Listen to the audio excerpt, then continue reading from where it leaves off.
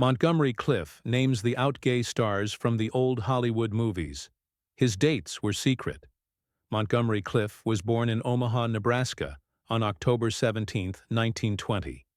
His full name was Edward Montgomery Clift. Clift grew up in a wealthy but troubled family. His mother, Ethel Fogg Clift, was a strong-willed woman who wanted to be a noblewoman. She wanted her children to be educated and well-traveled, so she exposed Monty to music, languages, and the arts from a very young age.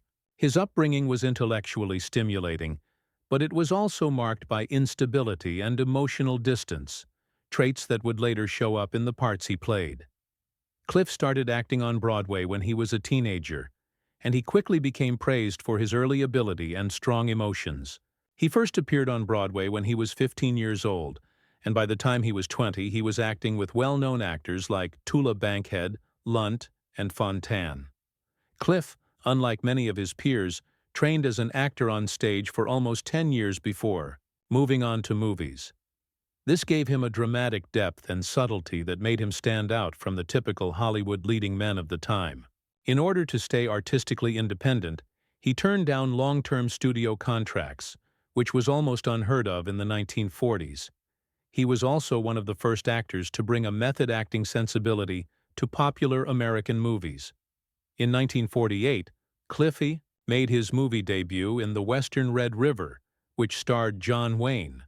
His sensitive performance as the adopted son of a domineering cattleman was very different from the stiff, overly manly roles that had been common in the genre up until that point. In the same year, he played the lead role in The Search, which earned him his first Oscar nod for Best Actor.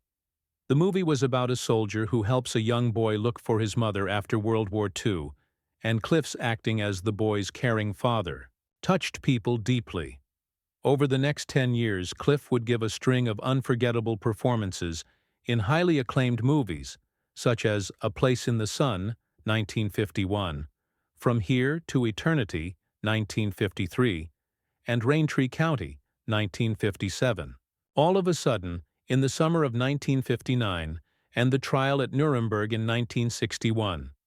His work with directors like George Stevens, Fred Zinnemann, and Edward Dmytry showed how versatile he was and how openly he showed his feelings. This had a huge impact on players like Marlon Brando, James Dean, and Al Pacino, who came after him. Even though Clift was successful at work, he had a lot of deep emotional problems. He was gay but didn't tell anyone.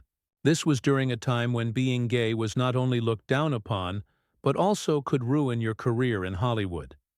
He struggled with anxiety, depression, and drug abuse for a long time because he had to hide who he really was and keep up a carefully managed public image. Although they had been friends for a long time, Clift was almost killed in a car accident in 1956 after leaving a dinner party given by Elizabeth Taylor. The crash left some scars on his face, and he had to have a lot of plastic surgery to fix them. This changed his look forever and made his mental problems worse. After the accident, his acting became even more raw and eerie, which is why Patricia Bosworth, a film historian, called his later work the longest suicide in Hollywood history. It was a sad but moving reference to the emotional depth he kept bringing to the screen, even though he was hurting behind closed doors. In his later years, Clift's health got worse and he behaved strangely, but he stayed dedicated to his work. In The Misfits, 1961, directed by John Huston and written by Arthur Miller, he gave one of his most powerful and subdued performances. He was in the movie with Marilyn Monroe and Clark Gable, two other famous people who also had problems with their inner demons. A broken cowboy looking for meaning was a reflection of Clift's own inner conflict, and the part is often seen as one of his best. His last movie, The Defector, 1966, was finished not long before he died. It wasn't as well known, but it showed how dedicated he was to playing for a long time. On July 22, 1966, Montgomery Clift spent most of the day alone in his apartment in New York City.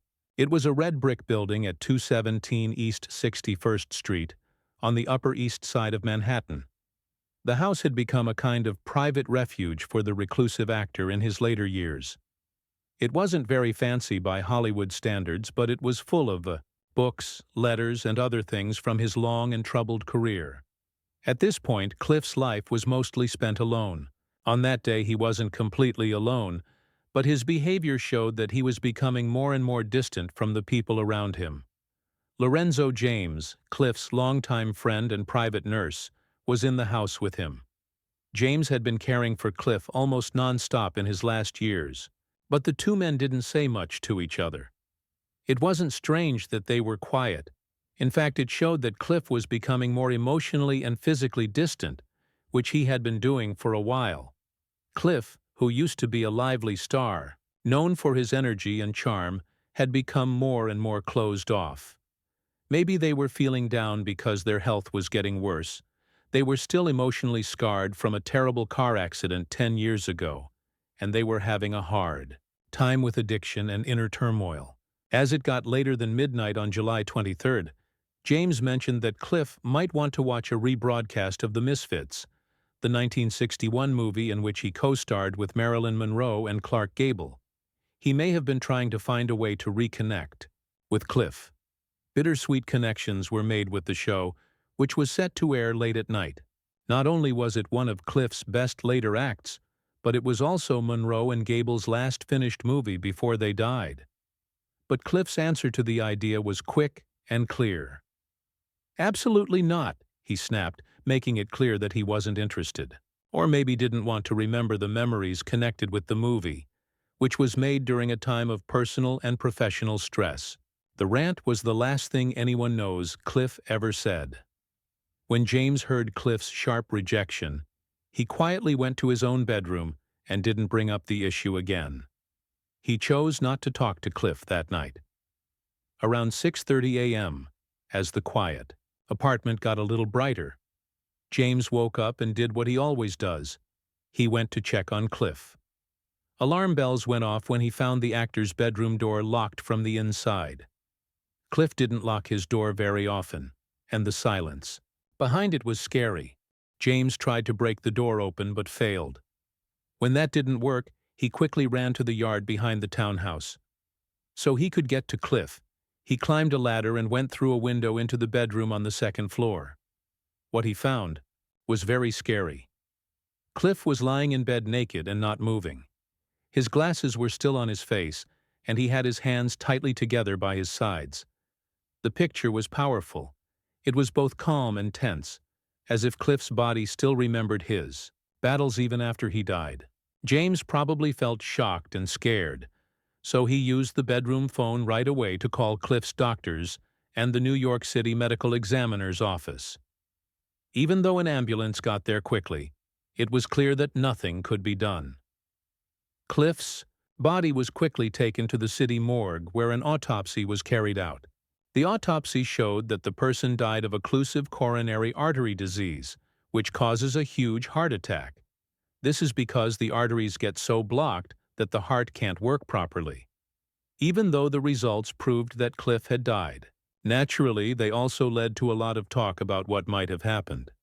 A post-mortem did not find any signs of foul play or suicide, but stories kept going around, as they often do with sad Hollywood stars, especially those whose reputations are tainted by mystery and sadness. In the days that followed, people talked again about Clift's getting worse health and his own problems. Many people think that his years of drug abuse sped up his death by making the physical pain he was in after his almost fatal car accident in 1956 worse.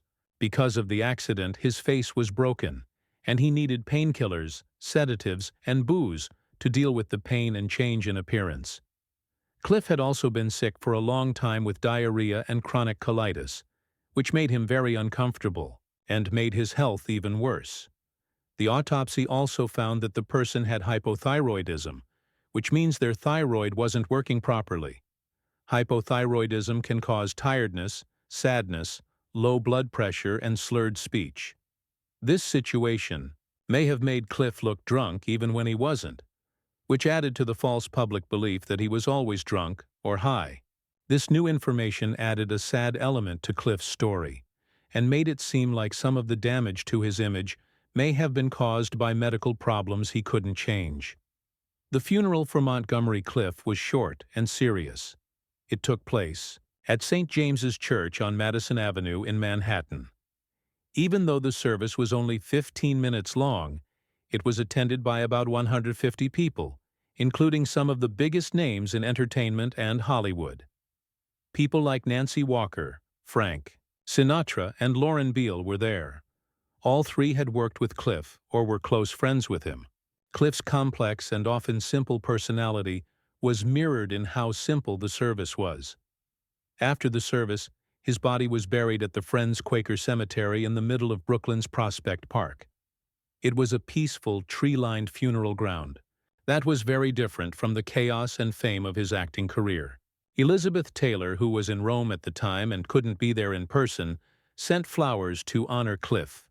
She was one of his best friends and biggest fans for life. Rhodey McDowell, Judy Garland, Maui, and Lou Wasserman were some of the others who sent flowers to say how much Clift had meant to them individually and in the world of movies. Their actions showed how much they respected Clift, even though or maybe because of the pain and weakness that had been a big part of his life. It was the end of a bright but troubled life that still fascinates and moves people decades later. Montgomery Clift was one of the most mysterious and talented actors of Hollywood's golden age. He had a life full of both great artistic accomplishments and deep personal struggle. He was a movie star because of his brooding good looks and openly vulnerable manhood, but he had a private life that he was very protective of, especially when it came to Hicks. Clift was part of a secret group of gay and bisexual men in Hollywood who didn't want to be seen as gay. This was back when being openly gay could ruin an actor's career. A lot of his close friends and biographers say that Clift told them about his relationships with other men in the movie business, including some famous men who had to live double lives. He never came out to the public during his lifetime. Several rumors, including those from friends like Elizabeth Taylor and other people who worked in Hollywood, say that Clift had secret relationships with a number of people his own age. Farley Granger, another actor and heartthrob, is one of the most talked-about people. Granger later came out as gay in public. In the late 1940s, when both Granger and Clift were being groomed by the studio system to be main men, they were said to have had a short but intense relationship. They never officially confirmed their relationship while they were alive, but sources say it was emotional and hush-hush because they had to keep it a secret. Rock Hudson, another movie star who spent his whole life avoiding questions about his sexuality, was said to be one of the people named. Even though both men worked in Hollywood, they didn't often show up together in public, maybe to avoid being seen together. But people who knew them well say that they had a passionate but short-lived relationship in the early 1950s, when they were both rising stars. One source says that they were very close and loved each other, but their relationship was stressed by Hudson's growing reliance on studio manipulation and public image management. Marlon Brando is another name that comes up in whispered stories about old Hollywood stars. Both actors had a lot of respect for each other and believed in the same acting theory, which was based on method acting, which changed the way actors worked in movies in the middle of the 20th century. Even though Brando was known for being vague about his sexuality, he did say some vague things in interviews and admit that he had had gay experiences. There have been rumors for a long time that he and Clift dated at least once. In a prejudiced workplace, their relationship, which may have been short-lived and not talked about in public, showed the complicated web of attraction, rivalry, and shared struggle that existed between gay and bisexual men. This is also said to be true for John Ireland, another actor known for his rough screen appearance. Ireland's job path and reputation for being intense made him a fascinating contrast to Clift's more private personality. Clift is said to have said that their relationship was emotionally charged and full of fear of being found out, especially since Ireland carefully manages her public image. It was also said that Clift had a close relationship with singer and actor Paul Robeson, which could have been sexual. It's much more difficult to prove this connection than others, but it shows Cliff had a lot of different people in his life who may have had an impact on his emotionally and romantically. Robson was an outspoken politician and one of the most famous black artists of his time. The government and media were keeping a close eye on him, so any relationship, real or imagined, would have been risky.